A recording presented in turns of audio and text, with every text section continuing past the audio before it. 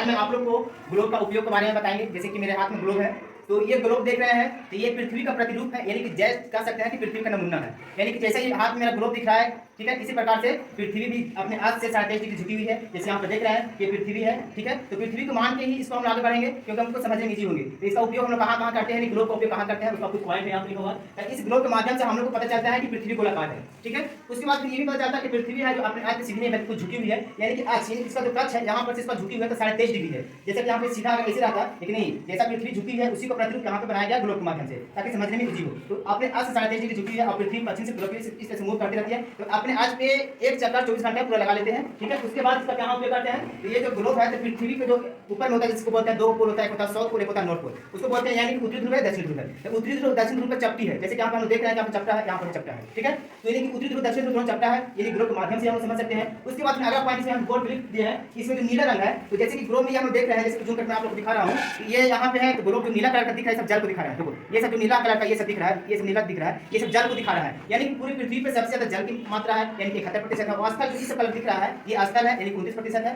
और इसके अलावा इसमें हम ग्लोब के माध्यम से और ये भी देखते हैं कि इसमें कहाँ से महासागर है, कहाँ पे महाद्वीप है, कहाँ पे द्वीप है, कौन सा देश की स्थिति कहाँ पे है, इंडिया कहाँ पे है, ऑस्ट्रेलिया कहाँ पे है, भूटान कहाँ पे है, श्रीलंका कहाँ पे है, अमेरिका कहाँ पे, कनाडा कहाँ पे, रूस कहाँ पे, यानी कि हम इजीली में समझने का प्रयास करते हैं ग्लोब के माध्यम से, ठीक है। मानचित्र के माध्यम से तो उतना क्लियर नहीं होती क्योंकि चपटी एक समतल पेज पर आ जाती है, लेकिन ये एज पृथ्वी जैसी है उसी का प्रतिरूप बना के ग्लोब के माध्यम से किसी भी देश को स्थिति जानना है उसको इजीली में देख ले। इसलिए हमारा भारत अपना देश हो गया, ठीक है, यहाँ पे भारत हो गया, यहाँ ईरान हो गया, यहाँ सऊदी अरब हो गया, या सूडान हो गया, अफ्रीका, इस प्रकार के तमाम चीजें हम लोग को समझने में कोई कठिनाई ना हो, इसलिए हम लोग को क्या करते हैं ग्लोब के माध्यम से अपनी पृथ्वी के प्रतिरूप को समझने का प्रयास करते हैं। आगे मिलते हैं नेक्स्ट वीडियो में। तो ग्लोब के बारे में बता रहे थे, ग्लोब का उपयोग के बारे में आप लोग को समझ में आ गया?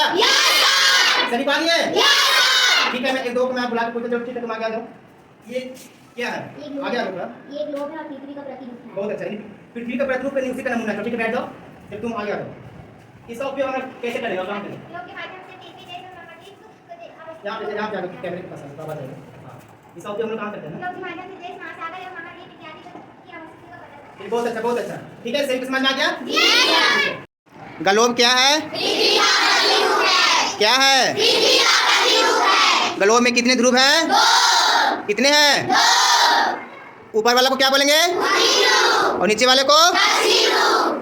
उत्तरी ध्रुव की इंग्लिश में क्या बोलेंगे? North pole. क्या बोलेंगे? North pole. और नीचे वाले को? South pole. सभी को याद हो गया? और जो भी बताएं ग्लोब का उपयोग कहाँ कहाँ करेंगे सभी को समझ में आ गया?